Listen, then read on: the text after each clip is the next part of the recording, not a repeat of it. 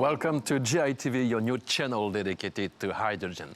Today, let's have a look back on the COP28 in Dubai. Despite criticism, the event has been more successful than expected, and hydrogen has been on the top of the list. To discuss that, my two guests today are Laurent Antoni, Executive Director from the IPHE. Hello. Hello, Laurent. Thanks for being here. And Mikaa Mered, expert on geopolitics for hydrogen. So, to sum up, you're adjunct lecturer on hydrogen markets, diplomacy and geopolitics at Sciences Po in Paris. Yeah. I take my breath. And you're also the expert coordinator of the French Hydrogen Task Force. Thank you very much. Thanks for being here. Maybe a first comment about the final statement of this COP28. Are you satisfied by this sentence, beginning of the end of the fossil fuels era? Well, it doesn't mean much, but it's a progress compared to what we had before, but it doesn't mean much. Basically, transitioning away from fossil fuels, which is the official language, definitely is a plus. But once again, we have no target, we have no deadline, we have no figures. But so the words have been said. Exactly. Well, at Sciences Po, we like words, so definitely I'm happy with words. But as my friend here would say, figures maybe are more telling. Yes, but as mentioned, on the same side, I would say it's a small step, but it's a step in the right direction. So if you remember the disappointment from COP26 in Glasgow, where no consensus could have been achieved to use this transition wording, and now at least it is mentioned. So I think a small step, but in the right direction. And I think it has to do with hydrogen, because since you're talking about Glasgow and COP26, definitely I would say that Glasgow COP26 was a turning point for hydrogen, meaning that at that time we've kept countries at the table, at the negotiating table, when the phasing out of coal was discussed, and everyone was still at the table precisely because people were saying, well, we can only phase out coal if, and only if, we can have batteries and hydrogen. That was kind of a mandatory condition for it to happen. And 2 years later, definitely hydrogen was much bigger, of course, in Dubai. And that, of course, all started in Glasgow. And it's part of the final declarations. Yes, and this is exactly, that's why it was a really, I would say, historical moment in the sense that for the first time over the last 28 COP, now there is a hydrogen chapter in the final consensus. Summarizing what has been the main achievements, we will discuss later. But yes, from that point of view, it was really a historical moment for hydrogen. So, Mikaa, despite criticism, especially on social networks, we can say that for sure now hydrogen is a strong pillar for energy transition worldwide. Definitely. That's the work that started in Glasgow, and you can say that it even started, of course, in Paris at COP21. But definitely hydrogen, well, it is a condition, an absolute condition of this transitioning away from fossil fuels, whatever that means and whenever it happens. Of course, what was really important at COP28 was the fact that hydrogen was pretty much everywhere. We had at COP28 more than 120 events during the 2 weeks, dealing, talking, or putting hydrogen at the center of these events, and that's of course never seen before. Many French people and many French companies coming to Dubai as well. Yes, yes, there are many French companies in the green zone mainly, able then to showcase what they are proposing as products. I would maybe just mention HRS with a new hydrogen refilling station designed by Philippe Starck. So this was, I would say, very nice to see. Yes, French actors were quite active. So, Laurent, I come back to you because, of course, you attended to this high-level conference with ministers and CEO. And by the way, can you please explain to us what is the IPHE? So the IPHE means International Partnership for Hydrogen and Fuel Cell in the Economy.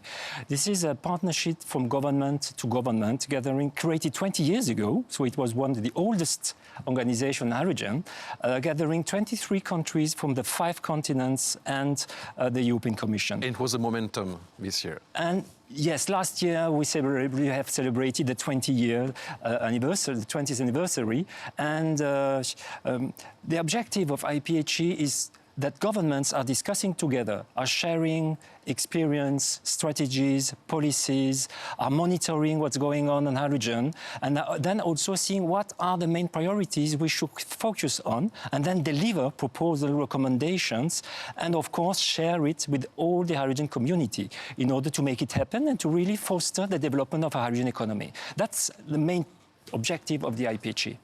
And more than 30 countries have signed an agreement. So this was, in this ministerial meeting, the 5th of December this year, was, I think, really a watershed moment in international cooperation for hydrogen. Why? Because during that meeting gathering, 37 countries, 16 CEOs from the Hydrogen Council, we had 3 flagship initiatives launched at the same time. The first was a signature by 37 countries of the Declaration of Intent to move towards mutual recognition of certification schemes. The second aspect is to have launched, and IPHE was starting and worked on a seed document to develop a common methodology to quantify the greenhouse gas emission when considering hydrogen and derivatives. And why these two are so important? Because if we want to develop a hydrogen economy, we need to create trust. And trust that the hydrogen we are producing, the hydrogen we are using, consuming, is really low-emission hydrogen and beneficial to fight the climate change. And to give this trust, we really need to have a strong, robust methodology to quantify these greenhouse gas emissions. And if we want then to support international trade, we must ensure that the certification schemes which are developed by the different regions, countries, not everyone has to develop and has to redo the same work in the country he wants to sell, what he has done in the country he produced. So that's why it's so important that we have some mutual recognition of these certification schemes in order really to support the development of international hydrogen trade. And finally, the third statement was to work between private and public. This is the public-private action statement, really supporting the development of a cross-border international hydrogen trade. And this has been signed between the International Hydrogen Trade Forum, gathering today 14 countries within the Clean Energy Ministerial on Hydrogen, and Hydrogen Council, gathering today more than 150 companies and CEOs in hydrogen. So you see, create trust, transparency by developing a methodology to quantify the greenhouse gas, ensure that to facilitate the trade by having mutual recognition of certification schemes, and by supporting an action between private and public to make it happen. So that's why it was quite historical. Mikaa, I know you're updating on a day-to-day basis all the countries, let's say the mapping of the countries which have a roadmap. So how many countries today in the world have such a strategy? So as of December 31st, 2023, we now have 80 countries in the world, which is quite a symbolic number. We've identified, at least with the team, we've identified 80. Maybe there's more and we haven't identified them. When we talk about strategies here, I'd need to mention that it's hydrogen strategies per se in some countries. In other countries, it's going to be like hydrogen roadmaps. In some other countries, it's going to be hydrogen laws, hydrogen action plans, and whatever. So it's not only like strategy on the label, but that's always a strategic, programming document. And by programming, I mean programming the birth or some kind of support for the emergence of a hydrogen economy in these countries.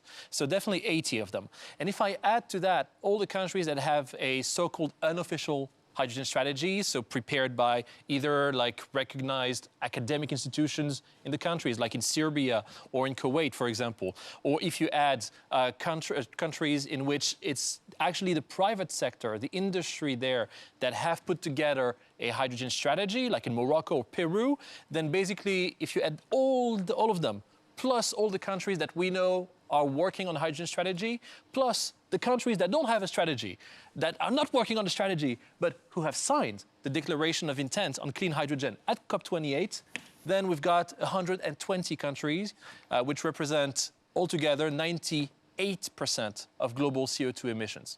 Wow, and almost all the countries of the world, maybe except Vatican or who knows, some small countries. Well, impressive. Question for both of you. How do you see this year, 2024, at an international level?